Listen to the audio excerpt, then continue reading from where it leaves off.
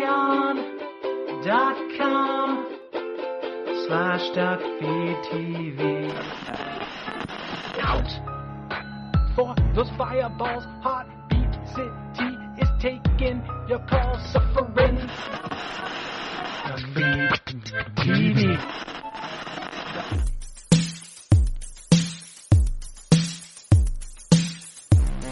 And now, from WDFD The Duck, it's Heartbeat City with Cozy Snugglefield. Cause somebody out there feels lonely, and we're here to help.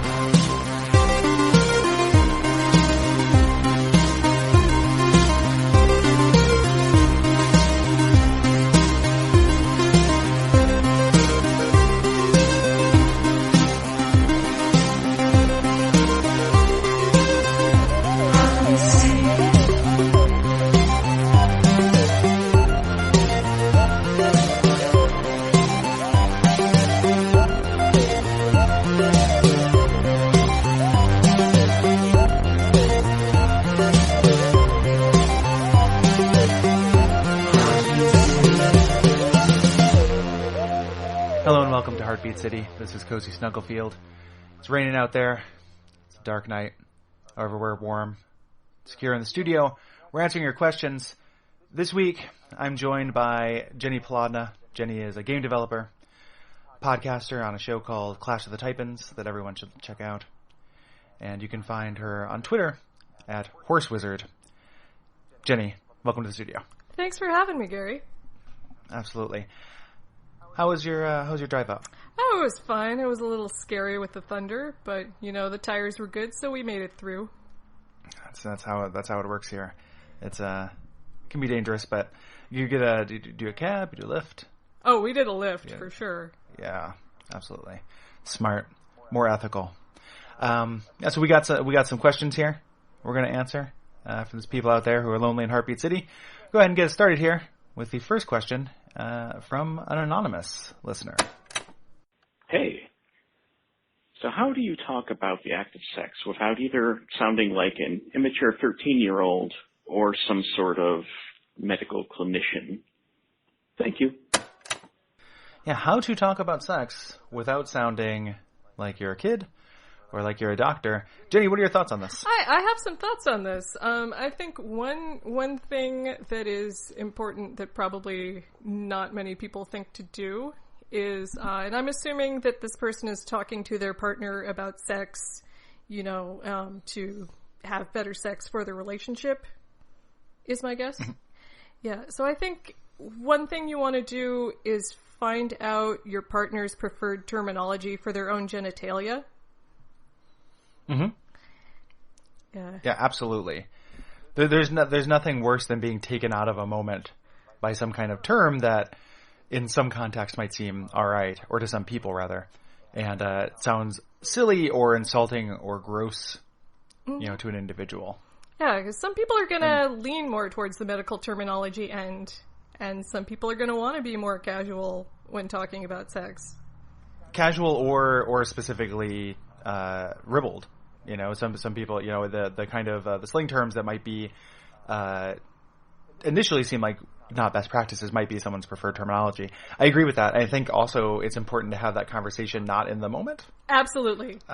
Yeah. And that's I think that's a general piece of advice, is that when you're kind of doing the litigation side of a sexual relationship, the kind of not literally litigation, but the kind of negotiation part, learning, a lot of times it is best to do that.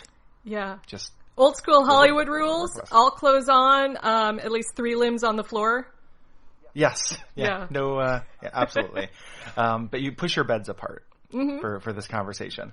And that can be a little bit awkward too, but do it, I would say treat this as something fun, and it will come off as such. So don't, hey baby, I've got something I need to ask you. I'm kind of nervous about it. That's going to immediately put them in a defensive space. Right. Just say, hey, what word should I use? And I think you can be very direct about that. Yeah, I think I would emphasize that you want to have these conversations to make your joint sex lives better. Well, that's I thought about this question, and I thought there were kind of two interpretations of it. Okay, what's the other interpretation? Instigating. Oh. So I was thinking of this in terms of what terms to use while talking about the literal act. If you are at a point where that is verbal, it's not a lived-in relationship where there are unspoken kind of messaging and such. So if it is the mechanics of sex, how can this be better? What do you like? What can you do? I think that is something that you do have that conversation anytime.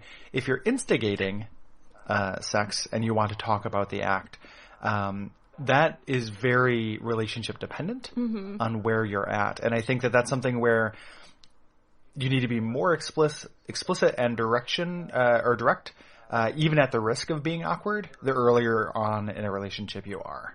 Yeah, I would agree with that.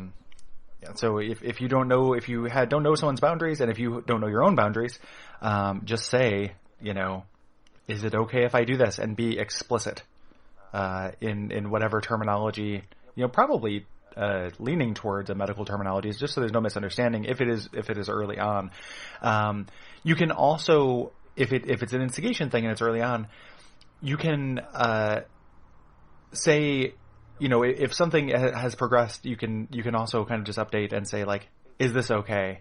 Mm-hmm. Is and then you don't right? even necessarily have to specify what that is. Right. Yeah, if there's an understanding, and just make sure that you understand that both parties have the ability to put the brakes on at a moment's notice.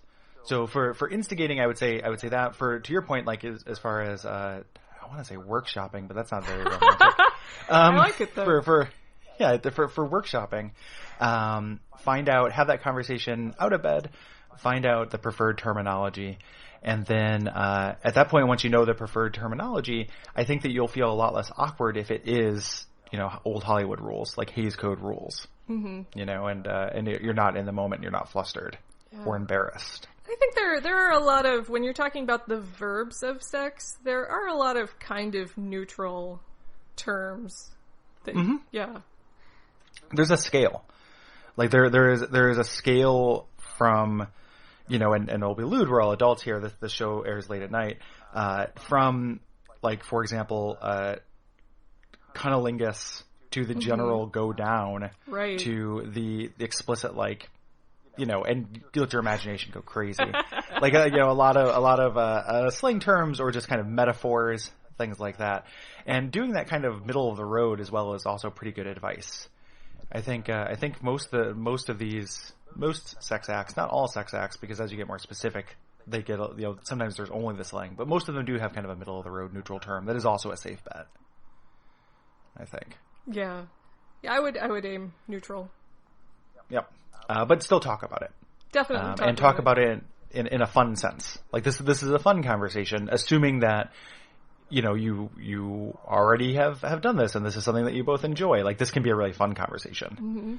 So, yeah. Let's go ahead and have a quick break before our next call. All right.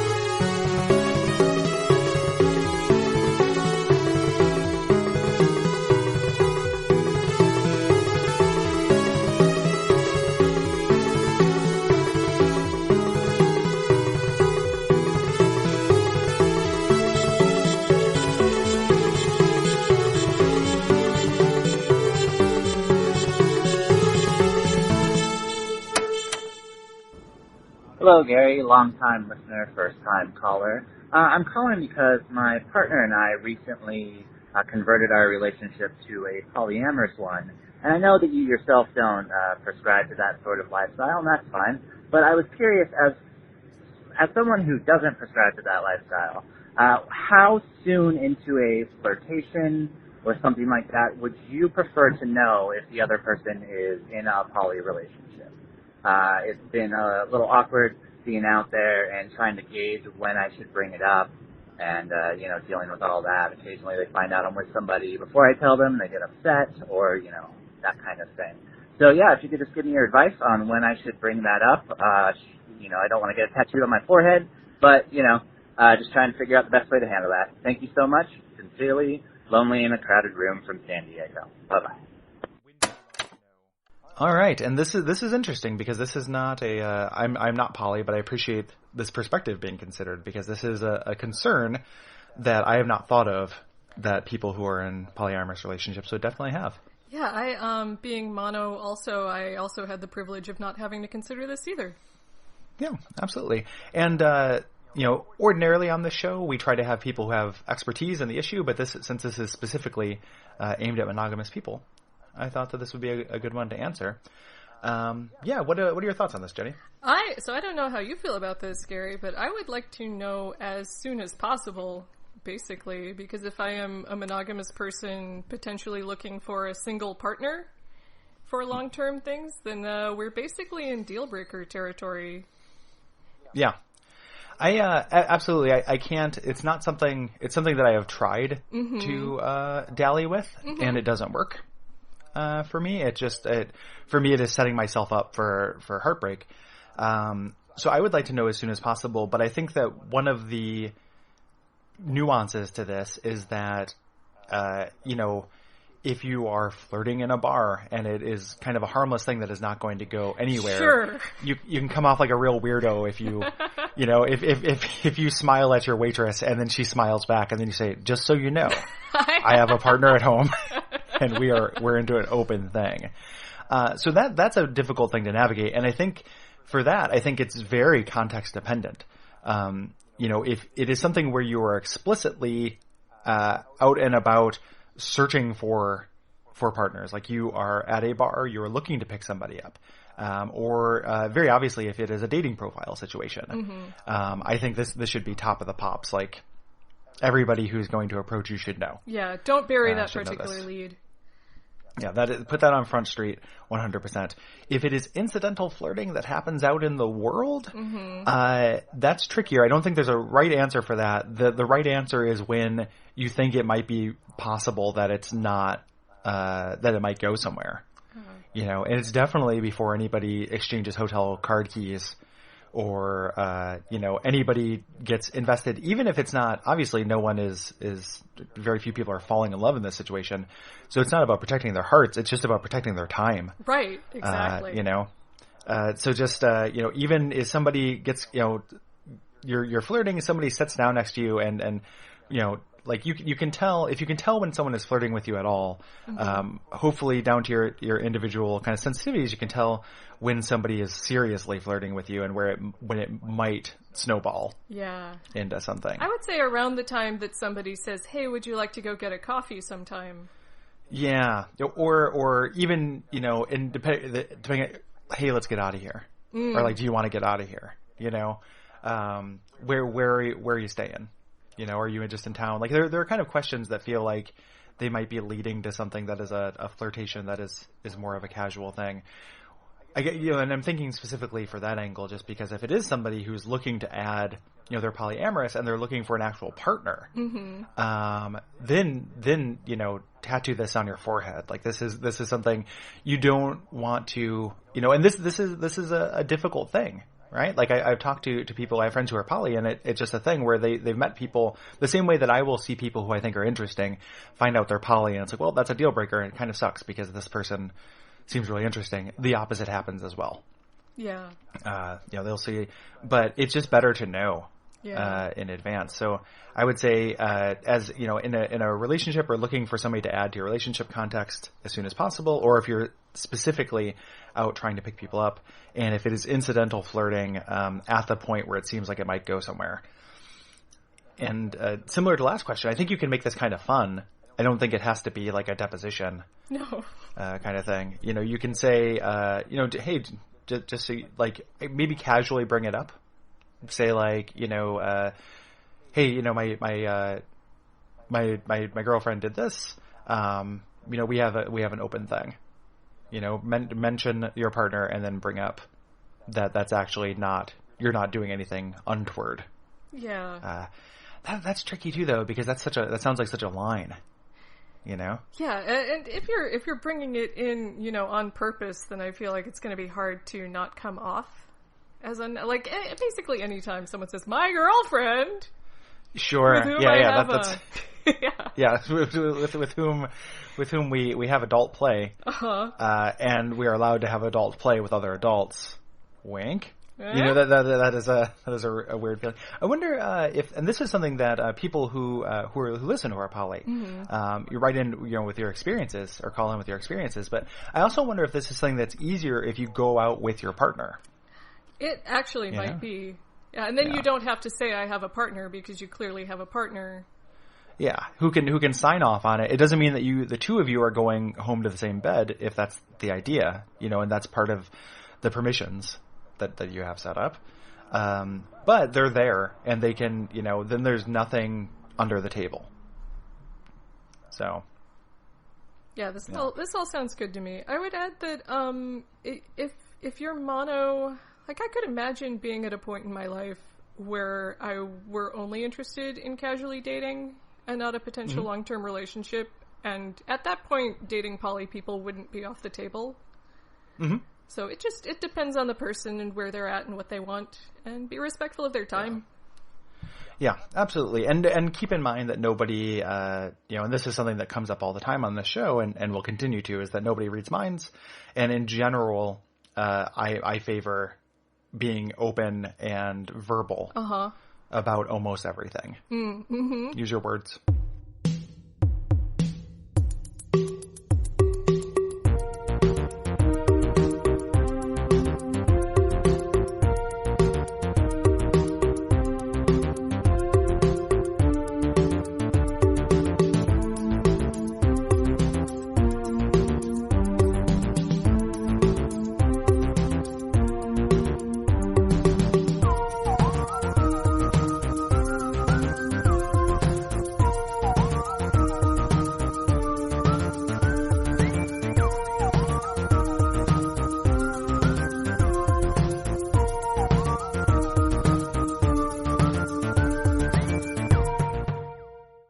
Finally, on this episode of Heartbeat City, we received a letter at the station. I'm going to go ahead and read that now.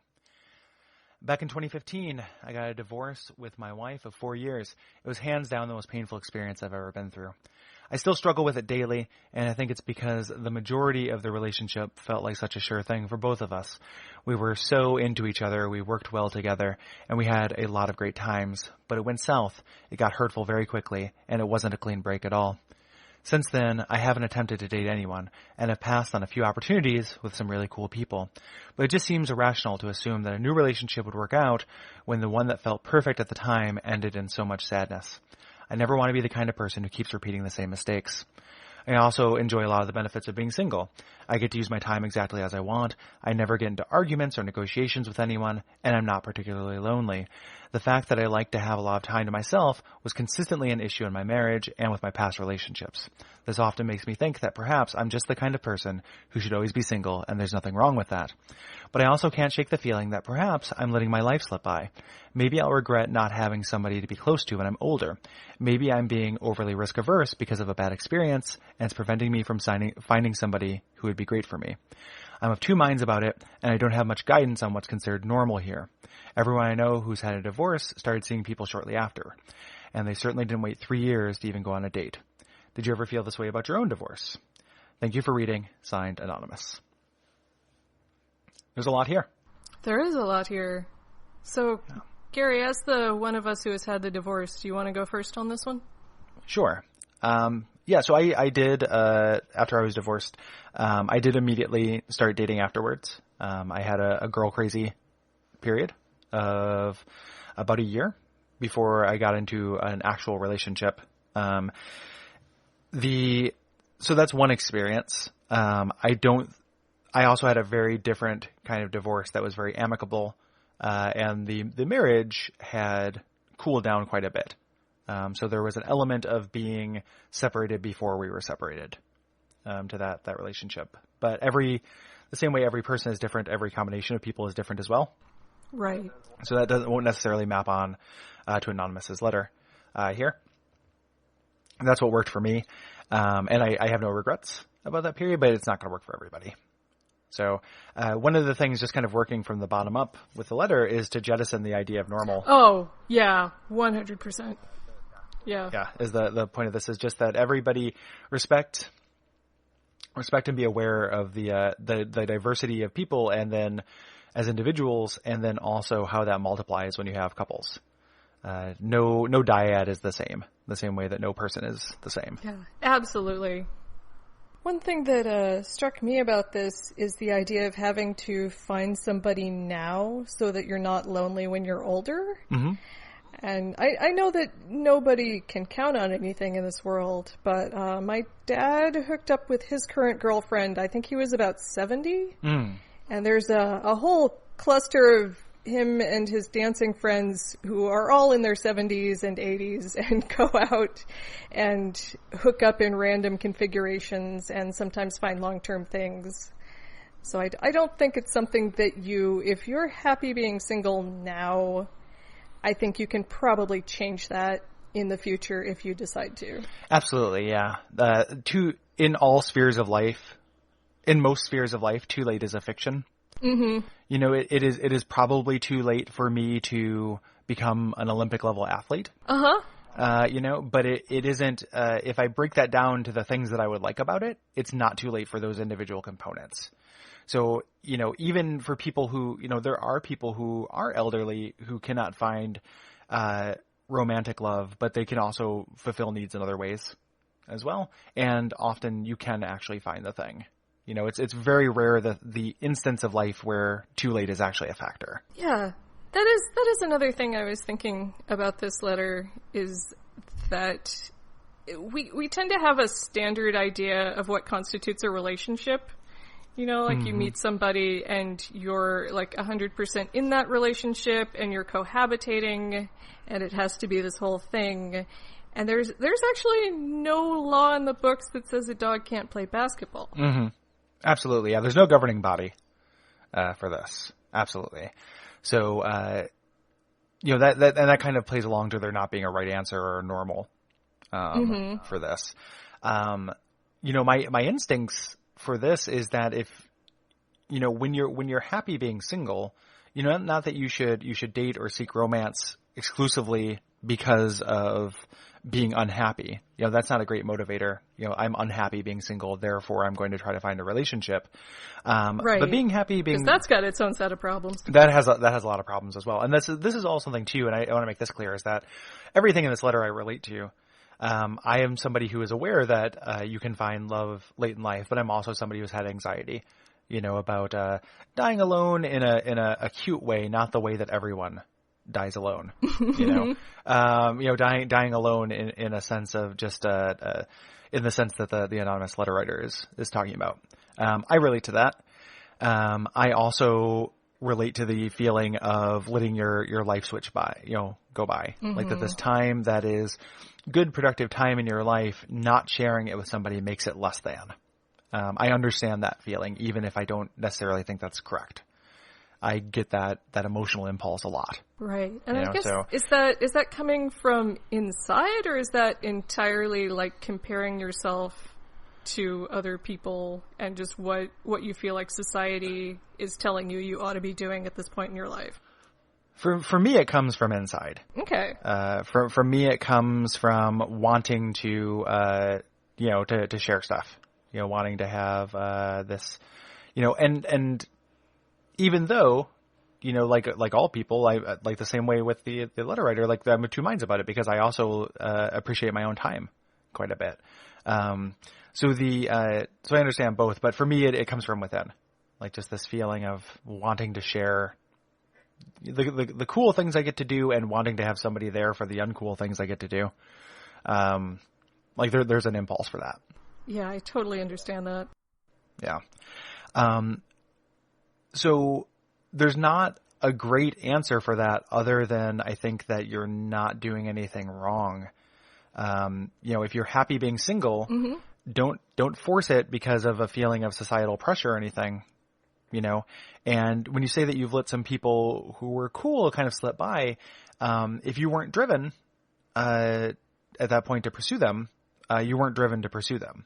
It sounds like a gut, like a thing, like you checked your gut, which is good advice. If it is something that's more active, if it's something that you're considering in your head and you're talking yourself out of it because of what you had mentioned earlier about how, when you get divorced or when you have a large breakup, there's a feeling of self-doubt that comes from it. The feeling of how could I have been so sure about something and been wrong? Yeah. I'm as sure as this as I was the sun was going to come up the next day, and I was totally wrong. And when you say that you don't want to make the same mistakes over and over, I absolutely get that. And I would just dial that back to that diversity of people kind of things. Like, you are now a different person than you were before this, and the next person who you do find love with will be a different person. Yeah, literally anyone you date will be a different person. In more ways than you can expect. And you can really do a disservice to somebody. I'm not accusing anyone of this, but it's something that I have had to be conscious about, of having, switching, when you have a new relationship, treating somebody like you treated the last person, or treating them as if they are. It's not a position to be filled. They're an individual. It's not like this is a barista and any barista will do. It is more like this is Carl and this is Eric, and they are totally separate things. So you probably won't be, you may make some of the same mistakes, but it's not something that you can really predict. The fact that you were really sure about something and were wrong doesn't mean that you will be wrong the next time. And it doesn't mean you will be as sure the next time. It's possible that the next relationship you won't be, and even if it works out, you might it might be something that you spend most of your time at 90% on, and that can also work out just because of the nature of two different people. Yeah. I personally have never been in a relationship where I didn't at 2 a.m. At least one night just look over at them and wonder if I was making a horrible mistake. Yeah. It's that kind of absolute security. If you make that the brass ring that you have to go through, you are setting yourself up for failure and being alone, failure in terms of romance, not failure in terms of like living a life. If that's something that you have decided that you absolutely need or is the way it should be, that's real dangerous and I think a little bit unhealthy. Yeah. And no amount of sureness is going to, keep you from having to do the hard work and keep the other person from having to do the hard work and prevent anybody from becoming hurtful when things start to go south. That's a choice that people are making, and it doesn't always have to be like that. And if you're willing to put in the effort and the other person is willing to put in the effort, I think that matters way more than how things were initially. Absolutely. Yeah. And it's worth noting too that when we say that things kind of turning hurtful when they go bad being a choice, it's sometimes a very understandable choice. Like emotions are very high. We're not I wouldn't necessarily put, without knowing anything, blame on either party in this situation. Sure. Yeah. No blame, no shame. Yeah. It could be, this stuff gets serious, and people say things and do things and are hurtful. Obviously there's no excuse for any kind of like physical hurt, but for, people will say things that are very cruel when they're hurt themselves. And that just kind of happens. That's not necessarily to be avoided, but it's also not to be expected. In a way, as much as this hurts and as much as it's really difficult, what you have in front of you, instead of an unending series of repeated mistakes, like a Greek myth, what you have in front of you is a gigantic question mark. You know more about yourself. You're able to control those odds, and you'll be able to kind of predict patterns within yourself, but you don't know what the next the next relationship will be like. And that's the decision is if you're definitely looking for a relationship, you're not looking for anything kind of casual or more predictable. That's what you need to make yourself okay with, is being okay with, I'm ready now to take a chance. And it's going to be up to you to decide that. Like, I hope that doesn't sound like a cop out, that there's not like a real easy answer for it, but just when you want that, that's what it is. Yeah. And the flip side of that is you can't control the other person at all, but you can always control yourself. So at least you have that to fall back on. And I would say just try to be as honest as possible with yourself about what you want. Yeah, absolutely. And don't, that should not necessarily be, don't check that against your former partner as far as, so one of the things you mentioned is that you wanted a lot of time to yourself. And that turned out to be a sticking point in your last relationship.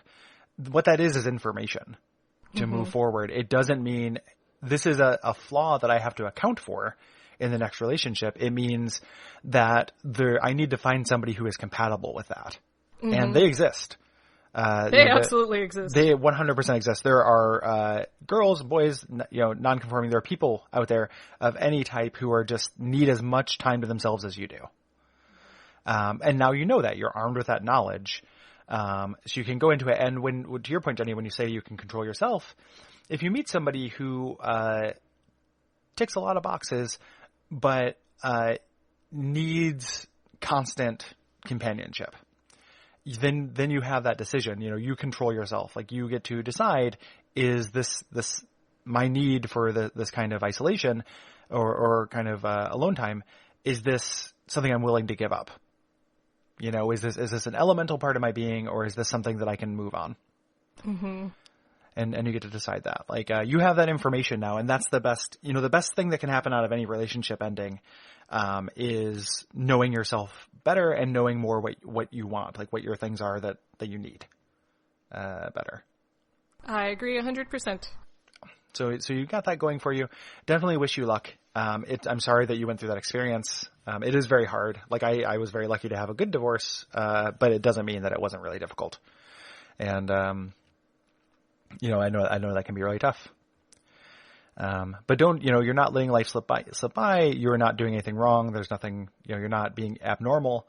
And when you're ready to pursue that, just keep in mind that this will not be something, it doesn't have to be something similar to the last thing, and doesn't have to end the same way. So that's about all the time we have here on Heartbeat City. I'd like to first thank our guest, Jenni Polodna. Jenni, thank you very much. Thank you so much for having me on. Absolutely. We'll be back in about 2 weeks. And until next time, for all those people out there in Heartbeat City, keep on feeling.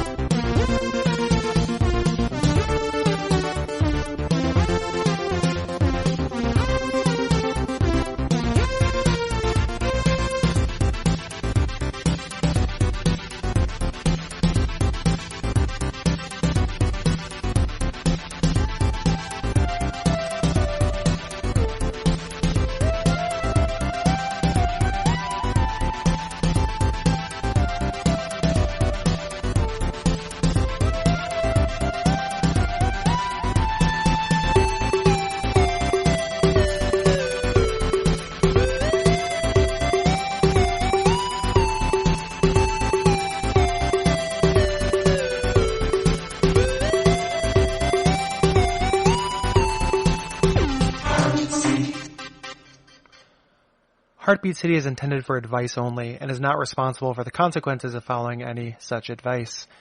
If you have questions for Heartbeat City, please call in at 502-69-HBEAT or write in at Gary@Duckfeed.tv. Heartbeat City is produced by Boxer Kwan and Bryce Salad. Thank you.